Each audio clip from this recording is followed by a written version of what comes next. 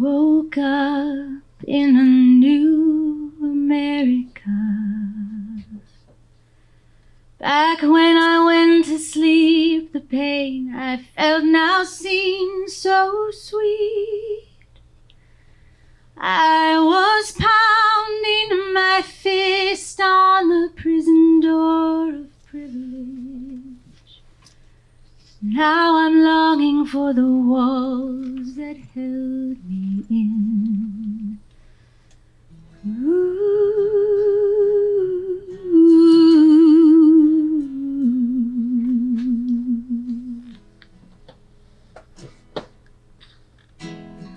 There were rules and we followed them so well. But machines don't feel emotion, they're indivisible as hell. And they do what must be done to keep our nation safe for some. Damn those hippies who convinced me there was room for everyone. Ooh.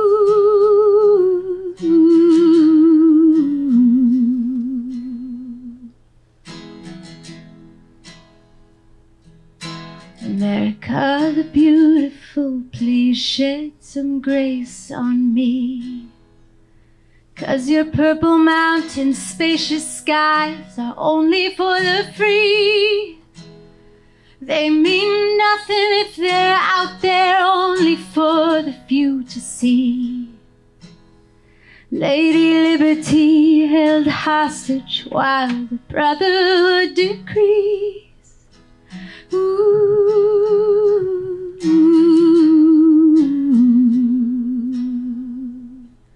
There's always been a dirty game in that way, nothing's really changed.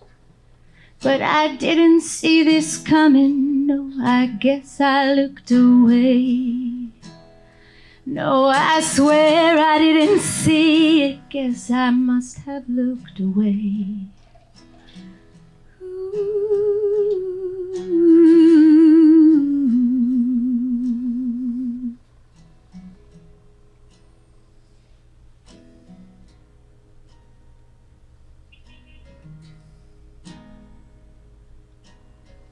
Now our screams are a reoccurring theme. And I screamed so many times, I used my voice till I was hoarse. And don't tell me I'm a poet in a machine age, when you've programmed all my words into a lifeless machine brain.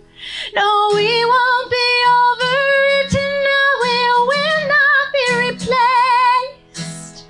When they come knocking on my door, I swear I'll chase them all away. Singing my belief in love is so much stronger than your hate.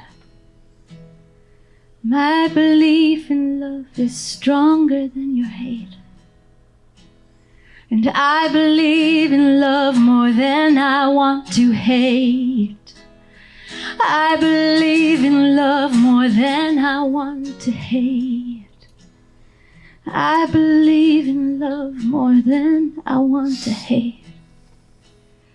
I believe in love more than I want to hate. Sing with me. I believe in love more than I want to hate. I believe in love more than I want to hate. I believe in love more than I want to hate. I believe in love more than I want to hate.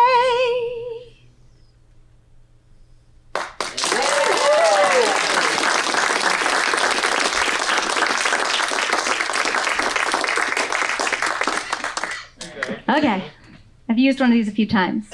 So, my husband, Scott, and I got married in February of 2017. It was very exciting. However, we planned to get married in December of 2018. But after the election, we heard a lot of rumors coming from various sources telling us that perhaps there would be rollbacks and rights for the LGBT community would be revoked. And my husband is a transgender man, and we didn't know if come December 2018 we would actually be allowed to be married in this country. So we were suddenly fielding a lot of hatred and discrimination from really unexpected places.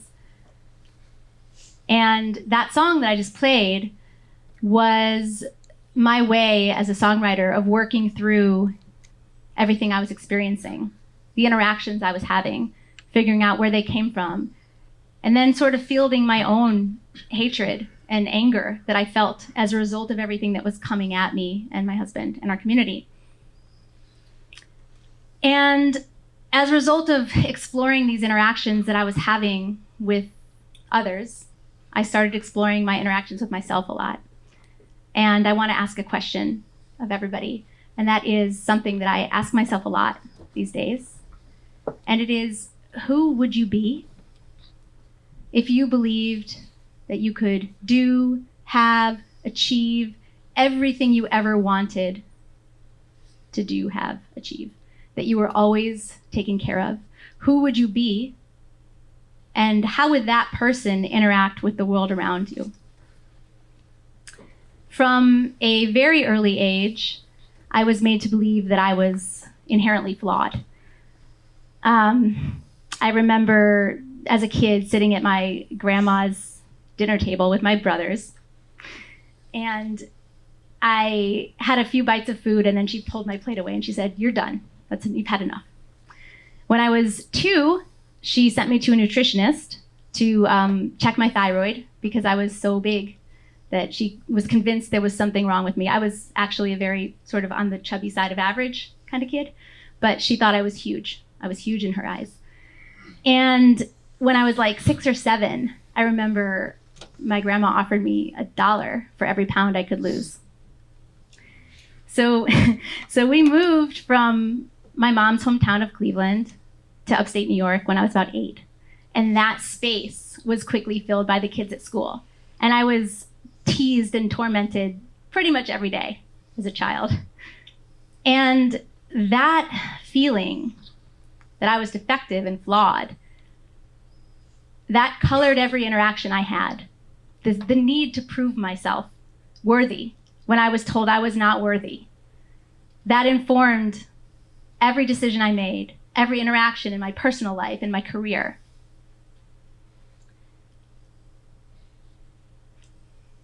So I was always an overachiever.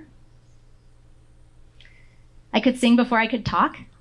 And by the time I was in high school, I was in 5 different music groups. I played French horn in the concert band and the symphony orchestra. I played piano in the jazz band. I sang in 2 choral groups, a bigger choir and the select choir. I was in every school musical. I was in every play. I was in community theater. I took high school art classes in middle school. I was in almost all honors courses. I had a lot to be proud of, but I never felt it. I never was able to drown out these voices that had come from outside of me that were now internalized and living in my own head. And I remember when my earliest performance memories as a singer, I was 11 years old and I sang Madonna at the school talent show. And my mom and I sang Get Into the Groove. Yes. And my mom and I went to the mall. We picked out the only thing we could find in my size that was remotely close to something Madonna would wear. And it was raspberry leather short shorts and a yellow net shirt, a pink sports bra, black tights, and white leather pumps. And a very big perm. And this was, at the time, Madonna was like the height of glamour. She was the most beautiful, most perfect pop star in the world. And I was this like very awkward, very chubby 11-year-old. And like the irony of it was not lost on me even then. So, and I remember standing on stage that day and I was convinced it was, we were outside, everybody was there, the school, the teachers, the parents, the kids. All I could think was that everybody was laughing at me.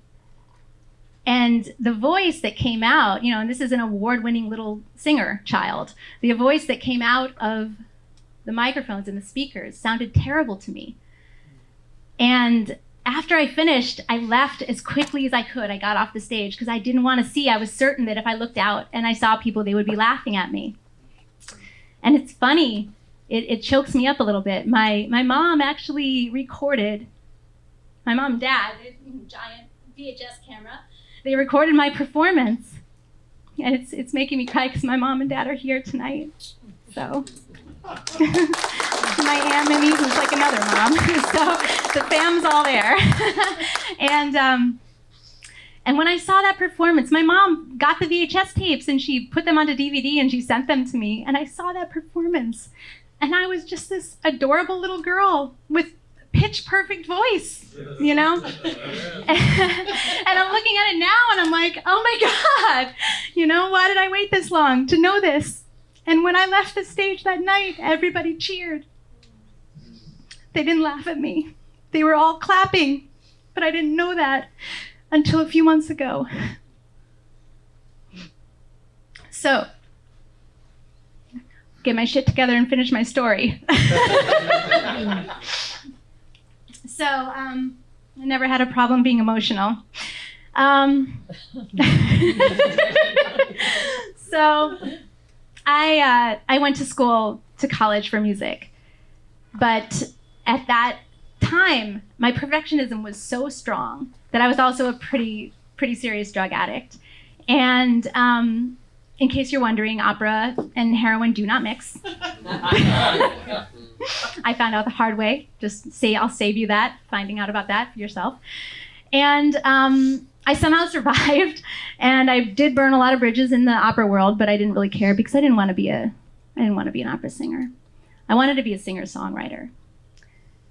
And so after college and a few stints in rehab and a year with my parents, who were amazing and took me in and loved me through all of it, I moved down to this city, and I became a singer-songwriter. And of course now, the mainstream music industry was like an accelerator for perfectionism and competition.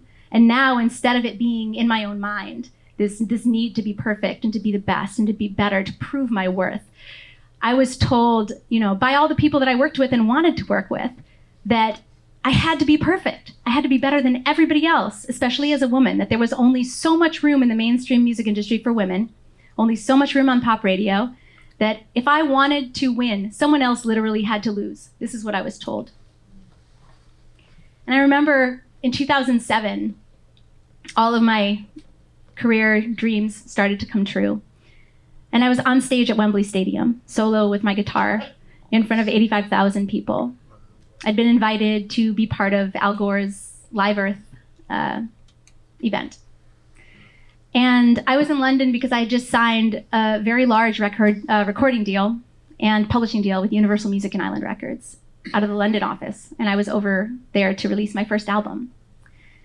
And on stage at Wembley Stadium, it was like I was 11 years old singing Madonna again. And I looked out and I thought people must be asking themselves, how did someone like me get to be on that stage? I really thought that people must be saying, why did I think I deserved to be up there? Alongside the Black Eyed Peas and the Red Hot Chili Peppers and Metallica and John Legend and Madonna, by the way. Madonna happened to be headlining that night. I did not meet her because she descended on a helicopter and then left right away. But she was there. She did perform. And when I watched that video a few months ago, seeing myself on that stage, I was like, oh, it was like that perfectionism and that sense of inadequacy was with me. I recognized it. It had been there my entire life. So I want to fast forward now to 2009. I'm just going to give you a little snapshot of the situation. My record deal and my publishing deal fell apart. I had a business manager who misappropriated all the funds in my bank account and left me tens of thousands of dollars in debt with wrecked credit. My parents were victims of Bernie Madoff's Ponzi scheme. Yeah. And my famous Hollywood movie director boyfriend dumped me because I was no longer much fun to be around in light of the recent events. And I was completely alone. I felt completely alone. And it was like every ounce of comfort and security and safety that I'd ever felt in my life was just ripped out from underneath me. And I was suddenly less successful, less wealthy, less popular, less confident, and more lost than everybody in my world. And I knew then that I had a really big decision to make, that I had to stop comparing myself to everything outside of myself if I wanted to survive this. Because everything else I'd been through up until that point paled in comparison to this moment in time. Drug addiction, winning back the trust of my family, making a successful career in pop music. It was like that was nothing compared to facing this perfectionism that had been with me for my entire life. And I knew then that I would have to find a way to have gratitude and acceptance of the unique path I was on. And it wasn't easy, and it's still not easy. It's not a done deal. It's a constant practice, really, a discipline. When I met my husband, Scott, it was really clear to me immediately that we had a lot of things in common. And one of them was this struggle for identity, but from opposite sides of the struggle. My husband always knew who he was. As a transgender man, as a small child, he knew who he was. And he had to reject the people telling him constantly who he was and how to be in order to be his true self. And then a lot of his work that he's done in his adult life has been learning to trust other people. Whereas for me, I didn't ever really know who I was. I internalized voices, external voices really early. And I never knew who I was. And a lot of my work has involved stripping those voices away and finding my authenticity and who I am and learning to trust myself. That's been the hardest for me. And I believe that when we trust ourselves, when we can be ourselves and trust ourselves, and then we also trust the universe, God, whatever, higher power, whatever we want to call it, when we have that trust and that faith, then the way we treat other people reflects that, and it's easy to be kind to other people. And conversely, when we feel fear, limitation, lack, we come from that place, it's really easy to be unkind to other people. And I look at myself, I'm a kind, sensitive, loving, compassionate, nurturing human being. And I can also be a critical, competitive, judgmental perfectionist. And when I have that response, I have to ask myself, who am I? Like, which part of me is feeling this? Because I don't want to be that part. I want to come at things no matter what's happening in my life. I want to feel as if I have everything I need because I want to treat other people as if I'm someone who feels that kind of safety and security. So that's why I asked that question in the beginning, and I'll ask it again. Who would you be if you truly believed that you could be, do, have, achieve anything that you ever wanted in your life, that you were completely taken care of all the time, that you were safe? Because I believe that if we all spent some time in that place, getting to know ourselves as that, in that reality, then there would be a lot less need for songs like my first one. So my husband, we met at this event in downtown LA, and I was part of it. I didn't want to perform that night, and he didn't want to be there. But somehow we both showed up, and I played a song about a magician in a traveling circus. And it's actually about the feeling of living your life on stage to make other people happy. And realizing at the end of that, when you spend your whole life doing that, realizing you're left with nothing of yourself. And the song is called For My Last Number. It's the song that made my husband want to know me. It's a song that more people ask for now at my shows than any of my other songs. It's a song everybody asks about after I play it. What was that magician song? Everyone wants to know about this song. And the biggest triumph in this song is that I know it could not have been written by someone who achieved the perfect, flawless life that I spent so long trying to achieve. So I'm going to play it.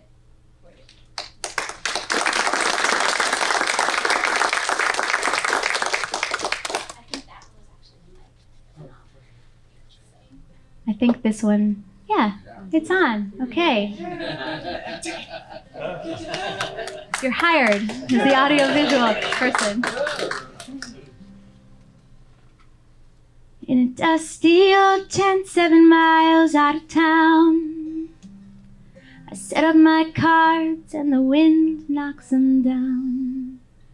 And I try for the people who want to believe in miracles and magic and life's mysteries. Now, I was born early, I always feel late.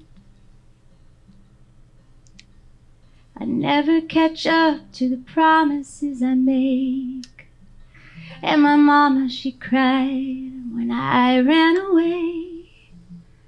And when her tears dried, it was just another day. And I made my living pulling rabbits out of hats, girls on white ponies and balancing acts. Now I have grown tired, no more tricks up my sleeve. And for my last number, I think I'll just leave. I once had a girl and I loved her a lot. She knew my mistakes and she sweetly forgot. Well, I tried hard to keep her, I wanted her here. But all good magicians make things disappear. And I made my living pulling rabbits out of hats, girls on white ponies and balancing acts. Now I have grown tired, no more tricks up my sleeve. And for my last number, I think I'll just leave. And I put that smile on the face of young girls and boys wandered into this place.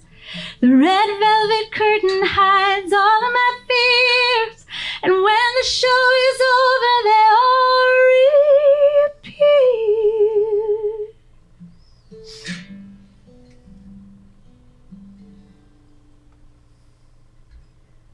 Please show me something I want to believe. In this life of illusion, it's myself I have deceived. And a younger man's daydreams are quickly forgot. The tents all come down on a cold, empty lot. And I made my living pulling rabbits out of hats, girls on white ponies and balancing acts. Now time's made me tired, took the tricks from my sleeve. And for my last number, I think I'll just leave. Thank you so much.